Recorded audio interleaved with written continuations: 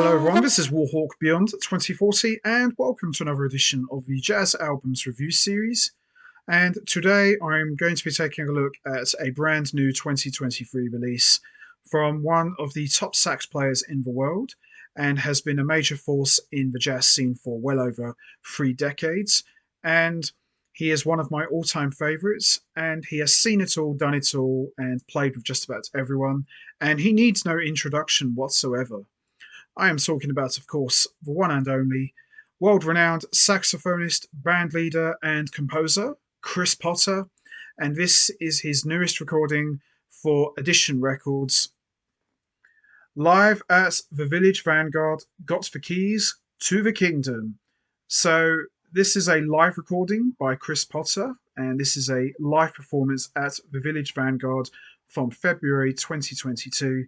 And I've gone on record many times in the past to say that Chris Potter is at his absolute best in this environment, a quartet setting, more in the traditional acoustic realm, and he has never sounded better than he does on this album. And he has assembled a real band of true super heavyweights from the world of jazz. So we've got, of course, Chris Potter on tenor saxophone, Craig Taborn on piano, Scott Colley on bass, and Marcus Gilmore on drums. A real supergroup, and four of the absolute best musicians in the world. It does not get any better than these four gentlemen, and they have never sounded better than they do here. Scott Colley and Marcus Gilmore, they work really well as a rhythm section, and they bring a lot of muscular feel to the music. Craig Taborn, he adds so much colour to the music with his piano playing. And Chris Potter, he's just an absolute beast on tenor saxophone. And listening to this album a number of times, it sounds very similar to the Yellow Jackets, but more in a stripped down affair. So there's no keyboards or EWIs or electronics. This is pretty much a very unplugged environment for these outstanding musicians. And to me, it's just dynamite stuff. These are four guys at the top of their game, doing what they do best, and all four musicians are showcased to the fullest. And it's just absolutely fantastic. So we're just going to have a look here. So we got here a shot of the quartet. They got the sleeve notes here. There's some pretty cool coloured shapes here. So lots of the tracks on this album, there's only 6 tracks, but they're very long. And it's an unusual collection of songs here because this album features no Chris Potter originals whatsoever. So there's no original material here. It's all mainly cover versions and standards from the historic Jazz Vault from some of the most respected and highly regarded composers of the last 50 plus years.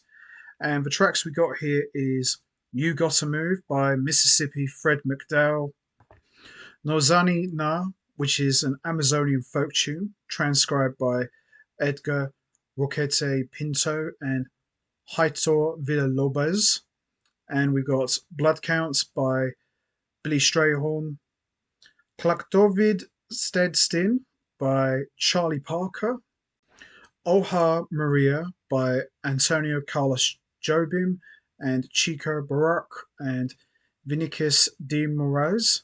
And then we got the title track, which is Got the Keys to the Kingdom, which is more of a traditional spiritual piece. So great collection of songs. As I said, only 6 tracks, but very long and lots of space for all four musicians to really stretch their abilities and really strut their stuff. And I would say the real standout man of this quartet, aside from Chris Potter, of course, I would probably say is Craig Taborn. He's an outstanding pianist, and some of his best playing has been, of course, with Chris Potter. You know, these two guys have a very long history together. Of course, Craig Taborn is a member of the Chris Potter Underground Band and has played a big part in Chris Potter's music for well over 30 plus years. And he's been one of Chris Potter's main collaborators. And of course, Scott Colley and Chris Potter are no strangers to one another. They've been playing together since the mid 90s. And, Potter, Taborn, and Coley work very well together. As I said, they're no strangers to one another. And of course, the wild card in this quartet is the young Marcus Gilmore, who is the grandson of legendary drummer Roy Haynes.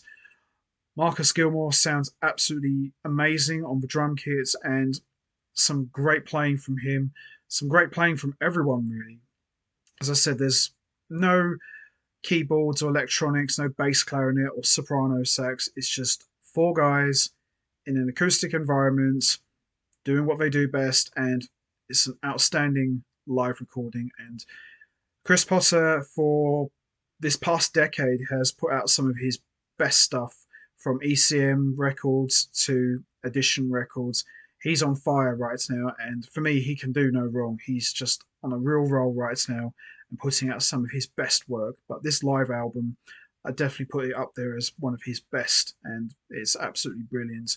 And anybody who has seen Chris Potter live, you know what I'm talking about. He's the real deal, and for me, he is probably the most important voice for the saxophone as far as the modern era is concerned. So, standout tracks for me are the title track, Got the Keys to the Kingdom, Blood Counts, You Gotta Move, and No Zanny Nah. But the whole album from start to finish is just absolutely fantastic. And I'm a huge fan of Chris Potter, listened to him for many years, seen him live twice with Pat Metheny. He just absolutely blew me away. And I'm hoping to catch Chris Potter quite soon, next time he comes to the UK. He's one of the best in the world. And, he's, in my opinion, he's well on his way to becoming a legend. If he isn't already, he's certainly near the top of, the Mount Rushmore of sax players, as far as I'm concerned. He's that good. So there you have it. Chris Potter live at the Village Vanguard, Got the Keys to the Kingdom. Fantastic album, and one of the best albums of 2023. Unbelievable stuff. So that's going to be it from me. I am going to wrap this up now. What's your favourite track from Chris Potter live at the Village Vanguard? Is it You Got to Move, No Zani Na, Blood Count, Clark David Stedstin, Oha Maria, or the title track, Got the Keys to the Kingdom? There's no right or wrong answer. We all have our favourite tracks. You know what to do, guys. Hit the like button, hit the subscribe button, leave your thoughts and comments down below, and I will see all of you next time for another edition of the Jazz Albums Review Series. So until next time, take care, everybody, and stay safe. And once again, as always, much appreciated. Thanks for listening.